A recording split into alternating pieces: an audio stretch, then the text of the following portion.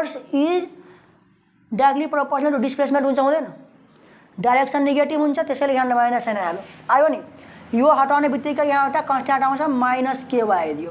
ठिक छ, याद राख्ने के भनेको फोर्स कन्स्ट्यान्ट, स्प्रिङको स्प्रिङ कन्स्ट्यान्ट। ठिक छ नि, यो प्रोपर्टी हो। अर्को भनेको संसारमा कुनै पनि कुरा यदि मोसनमा छ भने त्यहाँ 99% केसमा न्युटनको सेकेन्ड ल लागिहाल्छ। न्युटनको सेकेन्ड लबाट एफ इक्वल टु एमए। ठिक छ, अनि यो दुईटा फोर्स प्रयोग भएन, इक्वल पार्दिन, m a equal to minus k y, a equal to minus k y by m आयो कि आएन? आयो कि आएन? यहाँबाट इक्वेसन निस्क्यो नि। अब यो सिस्टमको जब तिमीलाई इक्वेसन थाहा छ, यो पनि थाहा छ यो सिम्पल हार्मोनिक मोसन गर्दैछ भने सिम्पल हार्मोनिक मोसनको इक्वेसन त a equal to minus omega square Y नै हुन्छ। अब यो पनि इक्वेसन इक्वल गरिदिने, minus omega square Y equal to minus K by M Y, Y काट्दिन, ओमेगा माइनस माइनस कटिहाल्छ, omega equal to under root K by M जान्छ।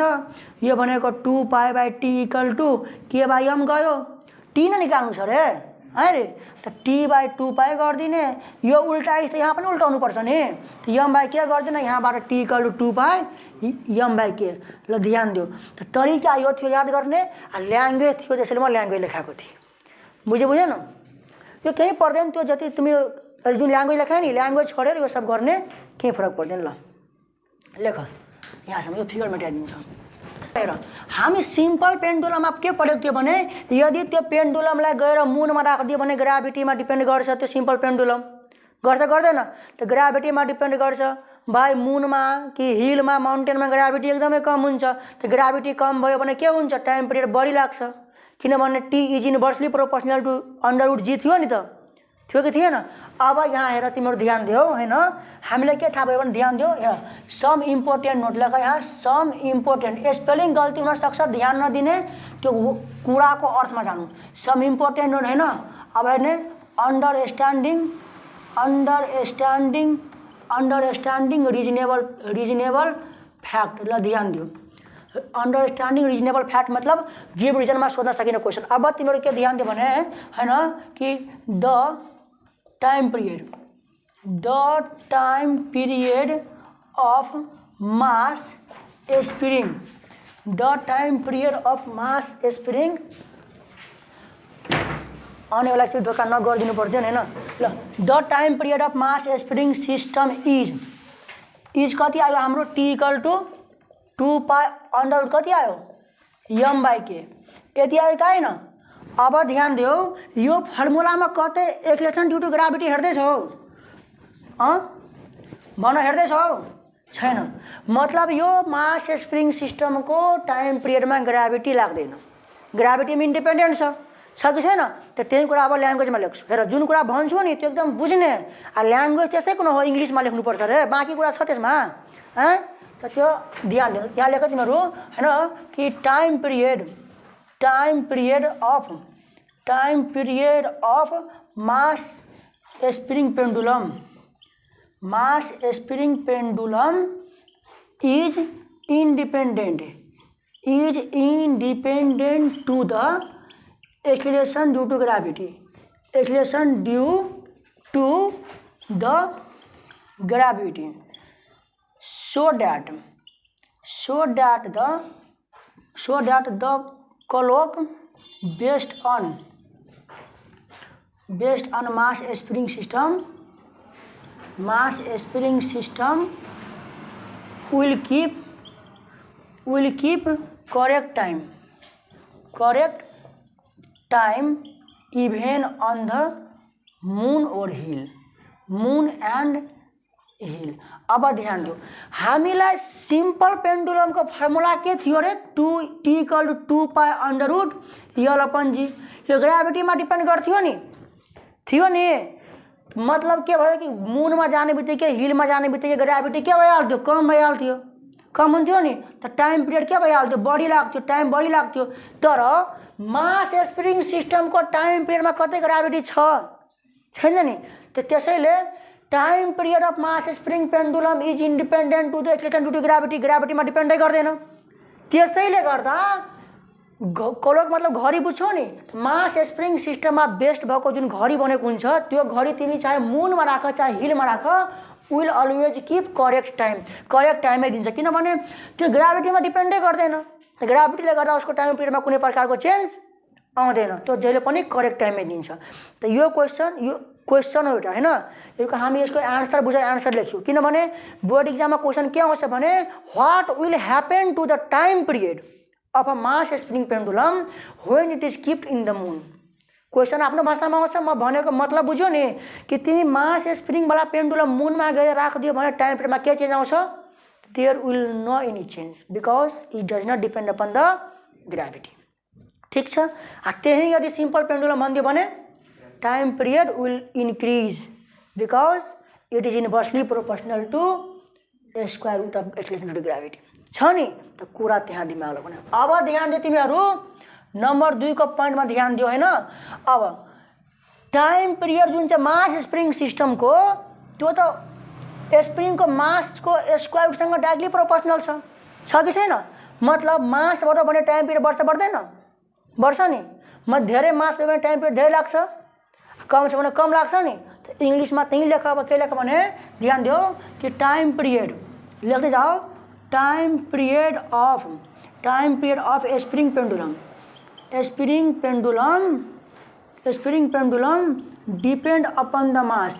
Depends upon the mass so that greater will be the mass,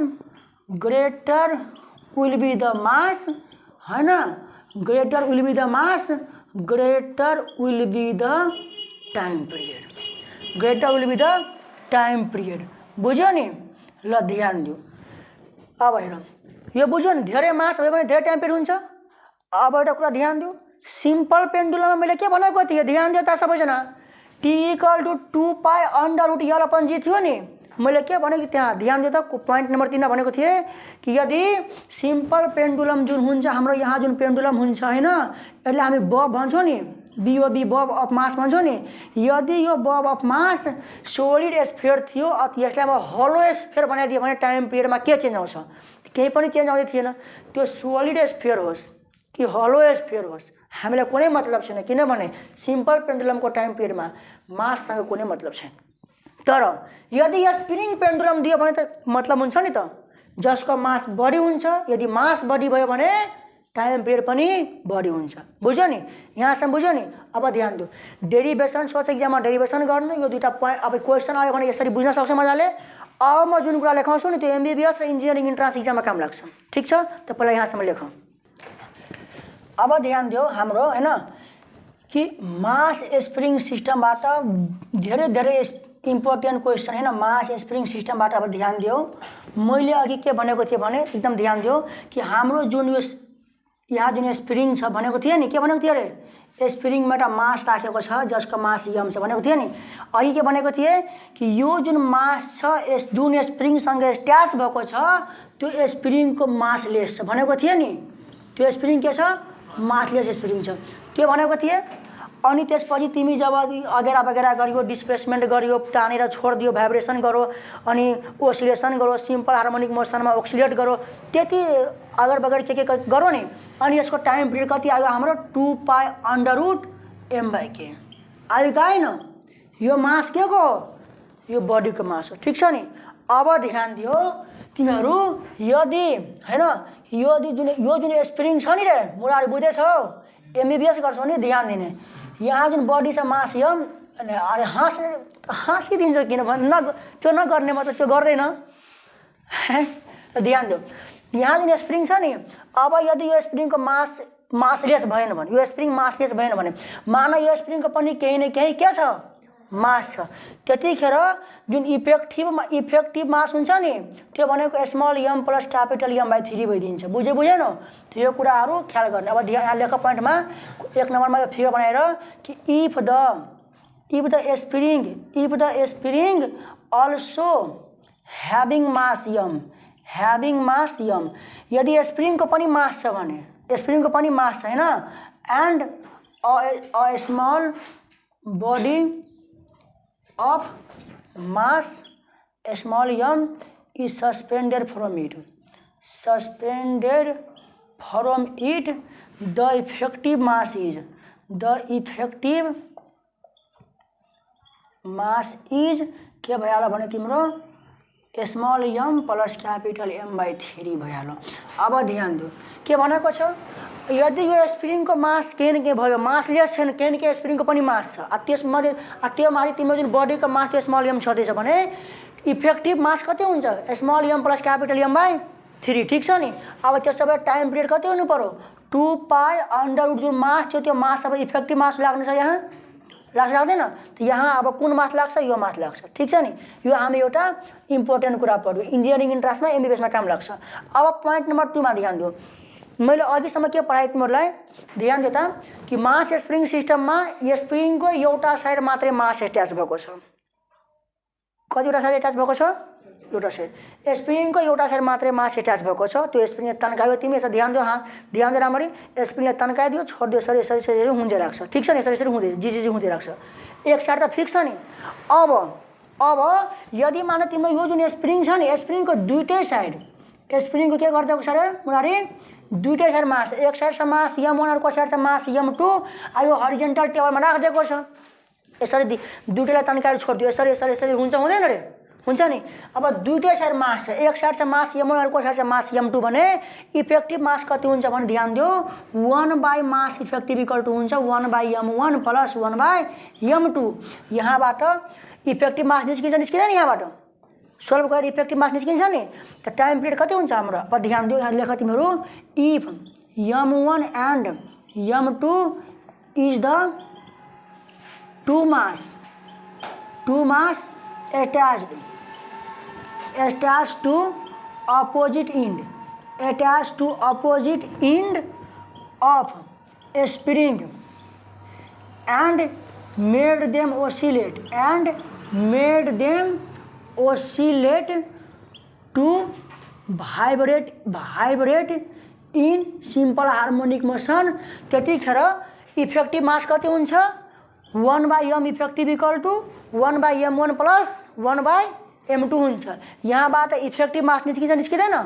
अब effective मास निस्किसकेपछि time period कति हुन्छ 2π मास effective लाग्छ, तलमा के लाग्छ, बुझेन रे। चल ध्यान दियो, यो दुईटा के थियो हाम्रो इन्ट्रान्स एक्जामिनेसनको पोइन्ट अफ भ्यूबाट इम्पोर्टेन्ट क्वेसन, किनभने इन्ट्रान्समा थोरै भन्छ कि तिम्रो मास दिएको छ, स्प्रिङ कन्स्टान्ट दिएको छ, टाइम पिरियड निकाल, त्यो भन्छ, त्यो त भन्दैन नि। इन्ट्रान्समा क्वेसन अलिक टप लेभलको आउँछ, के भन्छ स्प्रिङको दुईटै साइड मास राखिदिएको छ, एउटा साइड मास यति छ, एउटा साइड मास यति छ, टाइम पिरियड निकाल, त्यो दुईटै साइड मासमा दुईटै मास जोड दिन्छु, त्यो त हुँदैन।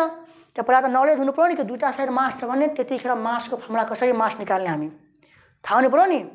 अब तिमीलाई के सोधिन्छ, जुन स्प्रिङमा बडी जोडेको छ मास, त्यो स्प्रिङ मासलेस छैन, त्यसको पनि केही न केही मास छ, अब त्यसो भयो टाइम पिरियड निकालो, त यो थाहा हुनु पर्यो नि कि यदि स्प्रिङको पनि मास भयो भने त्यतिखेर मास इफेक्टिभ कति हुन्छ, त्यो लेख यहाँसम्म भयो। ल माथि मिलाइदिन्छु, अब ध्यान दियो, यहाँसम्म भयो नि। अब ध्यान दियो, यहाँ जम्मा दुईटा कुराहरू एकदम इम्पोर्टेन्ट छ, त्यो मैले भनिदिँदैछु होइन। एउटा सिरिज कम्बिनेसन, एउटा प्यारलेल कम्बिनेसन। ल त्यो मेटाउँदैन, ध्यान दियो, एउटा लेख सिरिज कम्बिनेसन, अर्को लेख्ने प्यारलेल कम्बिनेसन। ध्यान दियो, सिरिज कम्बिनेसन प्यारलेल कम्बिनेसन पढेछ अरे मुरारी, क्लास 11 मा इलेक्ट्रिसिटी पढेको छ, रेसिस्टरहरूको सिरिज कम्बिनेसनहरू थियो। रेसिस्टरहरू माने तिम्रो यसरी सिरिजमा छ, एउटा रेसिस्टर R1, अर्को रेसिस्टर R2, अर्को रेसिस्टर R3 थियो नि, त्यो इफेक्टिभ रेसिस्टेन्स कति हुन्थ्यो, सबैलाई जोडिदिन्थ्यो नि, सिरिजमा जोडिदिन्थ्यो नि। अरे अनि यदि तिम्रो मान कि एउटा रेसिस्टेन्स R1 छ, अर्को तिम्रो R2 छ, अर्को रेसिस्टेन्स मान तिम्रो R3 छ हैन, र यो ब्याट्रीमा जोडेको छ भने त्यतिखेर इफेक्टिभ रेसिस्टेन्स कसरी निकाल्थ्यो रे 1/R इफेक्टिभ भनेको 1/R1 1/R2 के थियो नि, यो इलेक्ट्रिसिटीमा थियो। अब स्प्रिङ सिस्टममा जस्ट उल्टा हुन्छ, स्प्रिङमा सिरिज कम्बिनेसन भइदियो भने यस्तो फर्मुला लाग्छ, अब प्यारलेल भयो भने यस्तो लाग्छ। त्यो हामी क्लास 11 मा पढेको छौ हैन, यही पढेको छौ नि, अरू केही छैन नि पढेको, यही छ नि पढेको। स्प्रिङ मास सिस्टममा अर्को लाग्छ, त्यो म भन्छु। ल ध्यान दियो, यहाँसम्म भयो नि, मेटाउँदा हुन्छ अब। ल अब ध्यान दियो, अब अब स्प्रिङ अब ध्यान दियो राम्ररी हैन। अहिले जति पनि प्रश्न त्यो सबै हाम्रो इन्ट्रान्स एक्जामिनेसनको लागि काम लाग्छ, ध्यान दियो। अब यहाँ ध्यान दियो, माने कि तिम्रो हैन कि यहाँ फिक्स सपोर्ट छ हैन, यहाँ अब तिम्रो स्प्रिङ लट्काएको छ, एउटा स्प्रिङ यसरी भयो, अब अर्को स्प्रिङ छ, अर्को स्प्रिङ छ, धेरै स्प्रिङ हुन सक्छ नि त, धेरै स्प्रिङ हुन सक्छ नि त, जरुरी छैन नि कि एउटा स्प्रिङ हुन्छ, धेरै स्प्रिङ हुन सक्छ। अब यो स्प्रिङमा हैन कि माने कि तिम्रो मास लट्काएको झुन्डाएको जसको मास छ यो, ठीक छ। अब यो स्प्रिङ कन्स्टान्ट K1, यो स्प्रिङ कन्स्टान्ट K2, यो स्प्रिङ कन्स्टान्ट K3 दिएको छ, ठीक छ नि। यो सिरिजमा छ कि छैन, एकदम सिरिजमा छ नि। अब यदि यो ओसिलेसन गर्छ भने टाइम पिरियड त हाम्रो फर्मुला त्यही हुन्छ, T=2π√m त के त इफेक्टिभ हुनु पर्यो, किनभने इफेक्टिभ अब तीनटा स्प्रिङ जोडेको छ, तीनटा स्प्रिङ अलग अलग स्प्रिङ कन्स्टान्ट छ, त टोटल इफेक्टिभ स्प्रिङ कन्स्टान्ट कति छ त्यो निकाल्नु पर्छ, बुझ्यो नि। अब ध्यान दिने यहाँ चाहिँ कहिले दिन्छु हैन कि if n number of spring is connected, if n number of spring is connected in series हैन, having a spring constant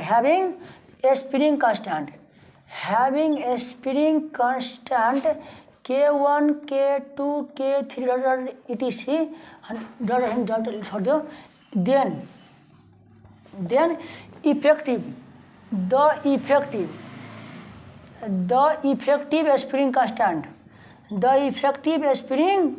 constant is कसरी निकाल्ने भने तिमीहरू 1/k इफेक्टिभ लेख्न बुझ्यौ र रे। अनि 1/k1 1/k2 1/k3 मतलब जबसम्म छ, बुझ्यो न। अब ध्यान दो, यो एउटा पोइन्ट भयो। अब 2 नम्बर ध्यान दो, यदि यहाँ मान तिम्रो धेरै स्प्रिङ छ, ध्यान दो धेरै स्प्रिङ छ, आ सबै स्प्रिङ कन्स्टान्ट सेम छ, यसको पनि के सबै स्प्रिङको स्प्रिङ कन्स्टान्ट कति छ, सेम छ भने इफेक्टिभ स्प्रिङ कन्स्टान्ट कति ध्यान दो। अब त्यो के लेख्छ, if all spring having same spring constant then अब त्यसो भए के हुन्छ ध्यान दियो, तो 1/k इफेक्टिभ ध्यान दियो, 1/ एउटा के अर्कोको पनि के हुन्छ नि, अर्कोको पनि के हुन्छ नि, हुँदा n टाइम्स जहाँ जाँदैन त्यसो माथि सबैलाई जोडेपछि n हुन्छ, तलमा सबैको के छ, त 1/k इफेक्टिभ यति आयो। त्यसो भए इफेक्टिभ स्प्रिङ कन्स्टान्ट कति हुन्छ, k/n हुन्छ, बुझ्यो न। अनि त्यसो भए टाइम पिरियड कति हुन्छ, 2π√m/k इफेक्टिभ, बुझ्यो नि। यदि धेरै मास जोडेको छ भने मास इफेक्टिभ लेख्ने, धेरै स्प्रिङ छ भने स्प्रिङ इफेक्टिभ स्प्रिङ कन्स्टान्ट लेख्ने हैन, त्यसरी हामीले काम लाग्छ, बुझ्यो नि। यो लेख त यहाँसम्म। अरू धेरै कुरा छ यसमा, यति धेरै कुरा छ कि छोड दियो। स्प्रिङलाई बीचबाट काट्दियो भने के हुन्छ, दुईटा स्प्रिङलाई 3 टुक्रीमा काट्यो भने के हुन्छ, धेरै कुरा छ, अर्थात् कुराहरू छ, त्यति अहिले हामीले पढ्नु पर्दैन। जति इम्पोर्टेन्ट थियो एउटा इम्पोर्टेन्ट पोइन्ट अफ भ्यू अब्जेक्टिभबाट आउन सक्ने चान्सहरू त्यो मा गराइदिए हैन। अब त्यति नै पढ्नु पर्यो भने बैशाखीदेखि जोइन गर्नुपर्ने थियो हैन। ल यहाँसम्म गरौँ, भयो माथि भयो नि। अब लेख माथिमा प्यारलेल कम्बिनेसन, लेख त माथिमा प्यारलेल कम्बिनेसन लेख ल, यो तलको भयो कि भयो नि। यो माथिमा के लेख्ने भने प्यारलेल कम्बिनेसन। अब ल ध्यान दिएको छैन भयो त। अब मान्ने कि यो माथिको सपोर्ट फिक्स छ, माथिको सपोर्ट फिक्स छ, यहाँ एउटा स्प्रिङ तिम्रो लट्काइदिएको छ, ठीक छ नि, यहाँ पनि अर्को स्प्रिङ लट्काइदिएको छ, बुझेछौ रे, यहाँ पनि अर्को स्प्रिङ लट्काइदिएको छ, ठीक छ नि। ध्यान सबैजना, यो स्प्रिङ कन्स्टान्ट K1, यो स्प्रिङ कन्स्टान्ट K2, यो स्प्रिङ कन्स्टान्ट K3 सबैको एउटा इन फिक्स गरिदिएको छैन, अर्को इन पनि सबैको जोडिदिएको छ, यहाँ एउटा मास लट्काइदिएको छ। अब जसको मास छ यम। अब ध्यान दिएको छैन, ध्यान सुन्नु दादा। अब 3टा स्प्रिङ छ, एउटाको स्प्रिङ कन्स्टान्ट K1, अर्को K2, अर्कोको K3। अब 3टै प्यारलेलमा जोडेर एउटा मास लट्काइदिएको छ, सानो मास। अब भाइब्रेसन गर्छ, त त्यतिखेर तिमी टाइम पिरियड कसरी निकाल्ने, त्यो प्यारलेलमा छ कि छैन। यदि धेरै स्प्रिङहरू प्यारलेलमा जोडेको छ भने स्प्रिङ कन्स्टान्टको इफेक्टिभ कसरी निकाल्ने, के इफेक्टिभ थाहा छ, K1 + K2 + K3 निकाल्ने हैन। यसमा रेसिस्टेन्सको उल्टा हुन्छ, बुझ्यो नि, के बुझ्यो नि। यो अब ध्यान दो, नबुझे पनि होइन जुन डेरिभेसन गराइदियो नि त्यो डेरिभेसनसम्म पढ्नु भइहाल्यो, मजाले पुग्छ। के भयो बुझेन, छुटो तिमीहरूको लेख्न भन्दैन, बिचमा भएन भने म रोकिदिन्छु होइन। अब सोधेरै म मेटाउँछु नि, अब तिमीहरू भन्छ भइहाल्यो भने नि मेटाउँछु। अब त्यही लेखेर ध्यान दियो कि if N number of spring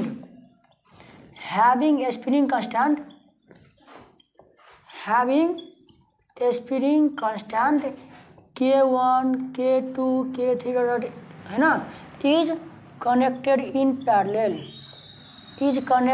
parallel अब ध्यान दियो, यहाँ 3टा छ नि, धेरैवटा पनि हुनसक्छ, 40वटा 50टा 1000वटा धेरैवटा हुनसक्छ, बुझ्यो नि।